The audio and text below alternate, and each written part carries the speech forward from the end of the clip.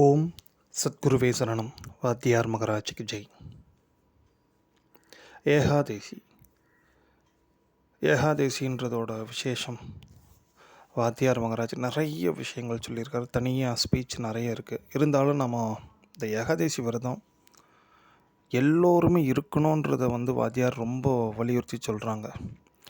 ஏன் அப்படின்ட்டு பார்த்துட்டிங்கன்னா, இந்த ஏகாதேசி திதியில் நம்ம வயிறை காலியாக வைக்கிற சமயத்தில் நம்ம உடலுக்குள்ளே வயிற்றுக்குள்ளே ஏக கங்கா அப்படின்ட்டு ஒரு விசேஷமான சுரப்பி ஒன்று சுரக்குது.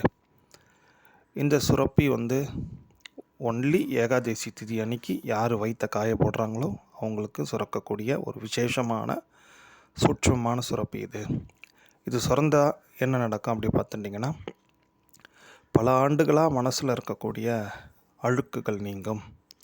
அழுக்குகள் நீங்கினா, மனசில் அழுக்குகள் நீங்கினா மன தூய்மை கிடைக்கும். மன தூய்மை கிடைச்சிதுன்னா மன அமைதி கண்டிப்பாக கிடைக்கும். ஒருத்தங்க கவலையாக இருக்காங்க, எப்பொழுதுமே மனசில் அமைதி இல்லாமல் இருக்கிறாங்கன்னா அவங்களுக்கு மன தூய்மை மிகவும் குறைஞ்சிருக்குன்றது தான் அதோட விசேஷம். இதை தரக்கூடிய ஒரு விசேஷமான ஒரு விரதம் திதி தான் ஏகாதேசி திதி. அது மட்டும் இல்லாமல் வாத்தியார் சொல்லக்கூடிய விஷயங்கள் குறிப்பாக பார்த்துட்டிங்கன்னா, வாத்தியார் என்ன சொல்கிறாருன்னா, நாய், பூனை, பட்சிகள், அதாவது காக்கை, பறவைகள், நிறைய விலங்கினங்களே ஏகாதசி விரதம் இருக்கும் போது மனிதர்களாகிய நம்மால் ஏன் இருக்க முடியாது அப்படின்னு கேட்குறாரு.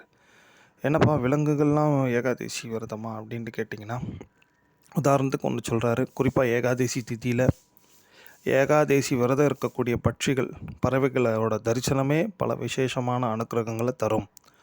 நல்லதாக போச்சு, எந்த பறவை ஏகாதசி விரதம் இருக்குன்னு நம்ம போய் கேட்க முடியும், இல்லை அதுதான் சொல்லுமா என்னப்பா அப்படின்னு யோசிக்கலாம் நீங்கள்.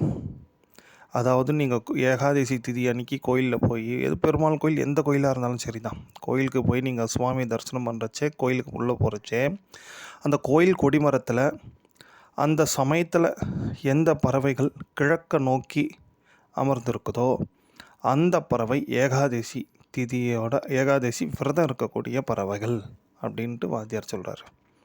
எவ்வளோ விசேஷமான சூட்சமான ரகசியங்கள் எல்லாம் நமக்கு இந்த கால ரகசிய பதிவேட்டில் சொல்கிறாரு பார்த்துங்க. ஸோ அதை நாம் எப்பொழுதுமே ஞாபகம் வச்சுக்கணும். எவ்வரி ஏகாதசிக்கும் நம்ம கோயில் தரிசனம் பண்ணுறச்சே அந்த கொடி மரத்துக்கு கிழக்கு நோக்கி காக்கா, புறா எது அமர்ந்திருக்கோ அது ஏகாதசி விரதம் இருக்கக்கூடிய ஒரு பறவைகள். அந்த பறவையோட தரிசனமே பலவிதமான அனுகிரகங்களை தரும். அப்படி பறவைகள், உயிரினங்கள்லாம் ஏகாதசி விரதம் இருக்கும் போது மனிதர்களாகிய நாமளும் இருந்தோம்னா நம்ம மனசு தூய்மையாகும். மனசு தூய்மை அடைஞ்சதுனாலே எப்பொழுதுமே ஆனந்தம்தான். ஓம்.